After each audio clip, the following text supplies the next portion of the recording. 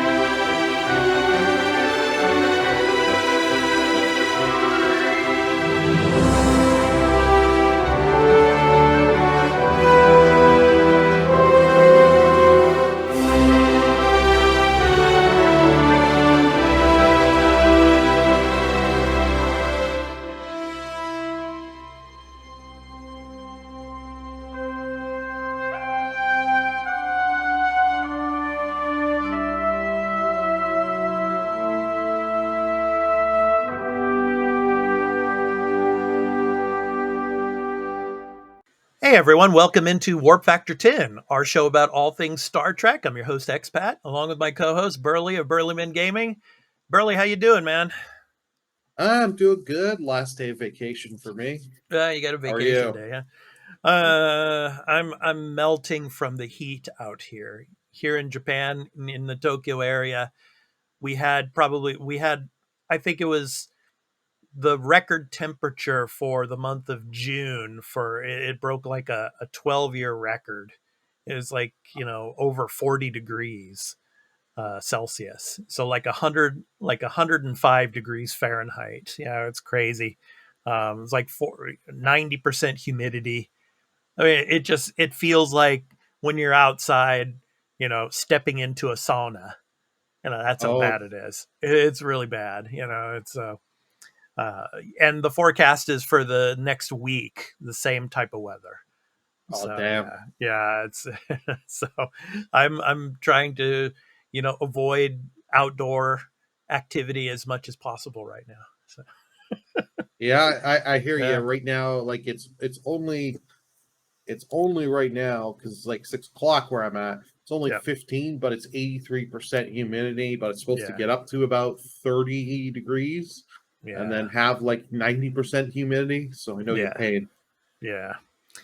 Okay, so anyway, I just want to let everybody know that's watching here in video format. Of course, this is a spoiler-filled episode. Obviously, Burley and I we discuss and review the episode, so we talk about a lot of the points of the episode. So it is spoiler-filled. So if you have not watched the episode yet, please go to Paramount Plus, watch the episode, and then come back and watch our video. So that's your spoiler warning. And before we get into the review, I just want to let everybody know we have a new official website for the podcast and for all of our content. So go check us out at thearenaproductions.com. So you can actually watch even our some of our episodes for Warp Factor 10, as well as our Star Trek or Star Wars show, Star Wars Republic, which we did the final episode of Obi-Wan Kenobi review. So that's up on there as well as our gaming news podcast called The Arena, multi-platform gaming news podcast. So all of our content and all of the news pertaining to that content, as well as upcoming events and our forum and our blog is there on the website. So please go there and check it out. So yeah, so cool stuff. All right, here we go, Burley. So it's time to talk about episode 8, the Elysian Kingdom. So yeah, first we get into this kind of they're doing another nebula survey.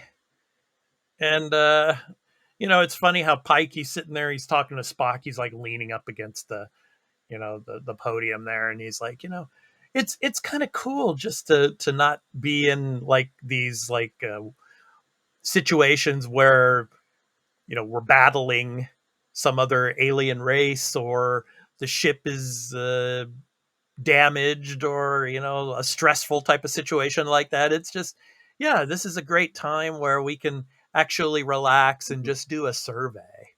And Spock is kind of like, okay, yeah, so, Well, Spock's more like you basically saying, just log forward. You're jinxing us, Captain. You are jinxing us. Yeah. Jinxing Yeah. us, and jinxing us he did, Yeah. because, yeah, when they were about to go into warp, Ortegas, pushes the button and it didn't go into warp. And it kind of reminded me of the Star Trek movie back in 2009 when Pike is like, punch it. And then, of course, Sulu, it's like, I don't know what's going on, Captain. It's like, did you hit the parking brake or something like that? It was kind of that type of situation. Yeah. Uh, and then Himmer was supposedly able to fix it, but then they all get knocked out. And the only person on the ship that doesn't get knocked out is Mabenga, of course. Yes. Yeah. So, yeah. And he goes to the bridge, but then the bridge is now completely just looks completely different. And it's looking like the story that's in his daughter's fantasy tale. So what did you think of this part here? So now, I mean, he's all dressed up like a king and all. So what did you think of that? Um, I'm gonna just backtrack a little just so we get because at the beginning of the episode you see him with his daughter Yeah. and you see he's reading her the story and she's wanting him to reread. No, skip this part, Dad. Read this part. Yeah. And she doesn't want to go back into the suspended. I'm just gonna say suspended animation just because I Mm-hmm. can't remember the words they use. Mm-hmm. She wants to go. He wants her to go into suspended animation to stop her disease. Yeah. She doesn't want to because she doesn't get out much, and you Yeah. can't blame her. Yeah. And then he puts her back in. Has to put her back in, and then he's doing. You see a little time lapse of him just there with like chemicals and of all sorts, and he is Yeah. burning himself to death, like burning himself out, Well, trying to he breathes that powder, yeah, uh, that comes up into his face there, yeah. So, yeah. but while he's talking and while he's reading the story to his daughter, it's like there's a point in the story where his daughter is like, I don't like that, you know, uh, that part of the story. And then Mabenga is telling her, well, when you get older, when you grow up, you can change that. And, like when you become a writer yourself, you can change the ending, of the story. Yeah. So, yeah. So he's like working on these chemicals, and then the powder goes and gets into his face and all. And then that's, Mhm. he goes to the bridge and everything looks different and all. So, and everybody, Mhm.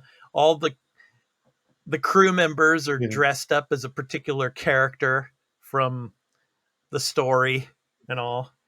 So, I mean, Pike. I mean, that was Oh, funny. I mean, uh, him just being the dunce, and all.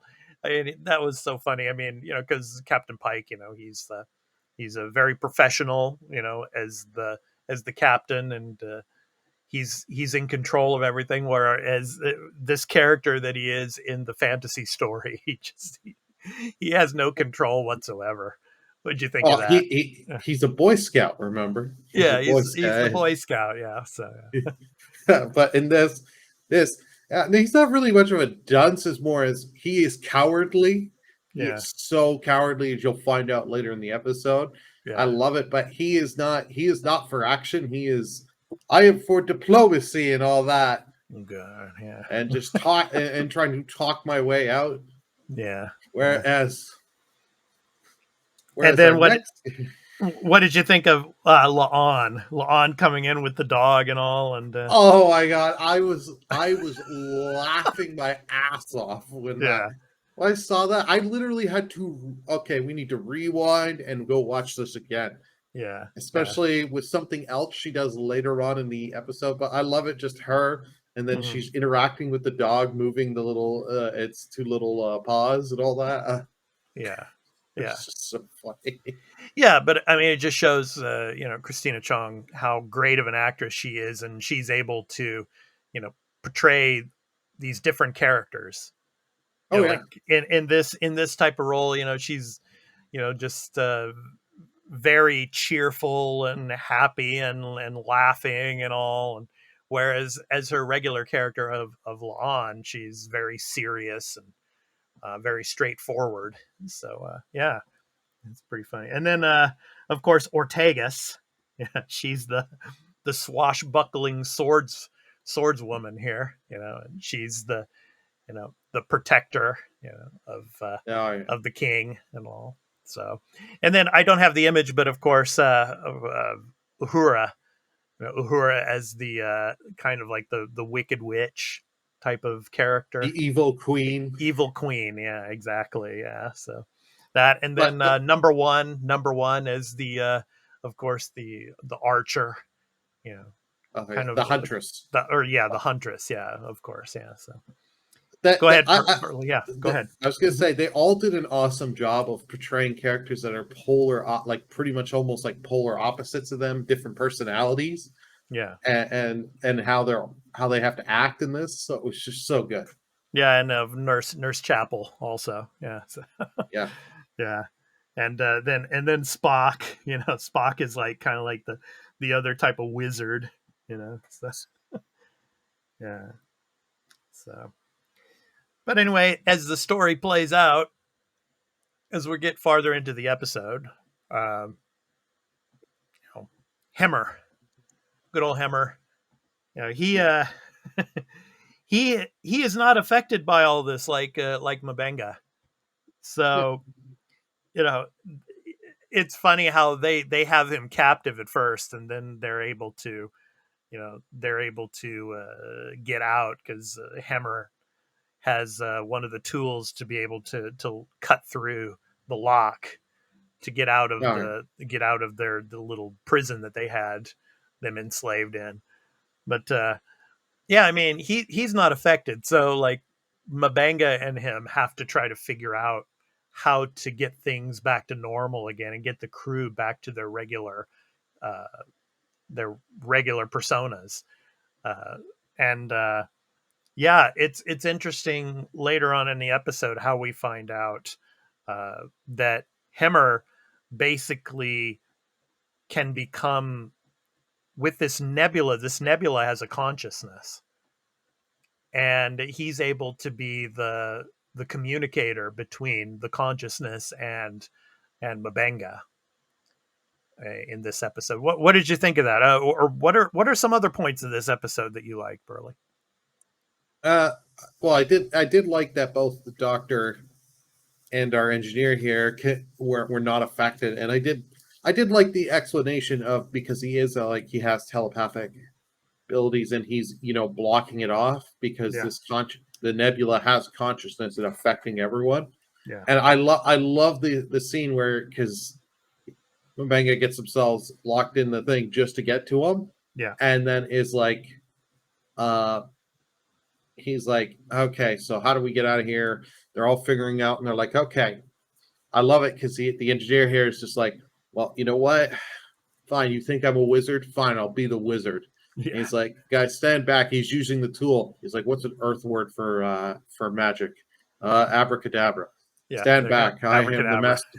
I am the master of abracadabra, and picks the lock. Yeah, yeah. And then one of my favorite scenes is when they get into the little battle Hmm. and they just send Captain Pike away. He's like, Yeah, you sent him away. Well, he's not yeah, really known for his bravery in this story. yeah. And he becomes a turncoat like in the episode too. So, Oh but yeah, but but anyway, I mean, let's get to the jinx of the episode towards the end, where obviously this whole episode is focused on the daughter, yeah, and basically the consciousness in the nebula that's communicating through Hemmer basically says that you know uh, they can offer to cure her disease, but she would have to convert herself into an energy being to do that. And so that means that Mabanga would lose her daughter in a sense. yeah. So, how did you feel about that part, Burley, when it came to the point where, you know, she can be cured, but she has to come and be with us when it comes to the consciousness and the beings in the nebula? this was something I had to sit and think on, Hmm. because like I was like, oh, I thought we were gonna get. I knew, like, kind of predicted we were eventually gonna get a cure for her, but Hmm. she would have to stay somewhere, and that's what I figured he would go with her.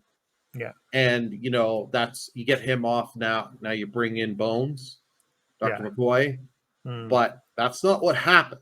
No, not yet. Not Yeah, yet. yeah. No. Yeah. Now, I think he's going to go back. Like, he sacrifices. Like, he does not want to make this. He does not want to make this decision. Yeah, but the moral of the tale was Uh, of letting go. yeah, So of this fairy tale. So he came to that realization. So he decided to give his permission and to let her go, and then he scans her, and she's obviously, before she goes, he scans her, and she doesn't have any sign of the disease at all in her body. yeah, So, but that was due to the fact that, okay, well, she's going to come with us and she's going to be with us. That's the only way that she can stay cured. And then yeah, the part, of course, where uh she comes back like moments later, and yeah. she's an As like, adult. Yeah, she's an adult. Like, moments in your time is like years in my time, here in the nebula. Yeah.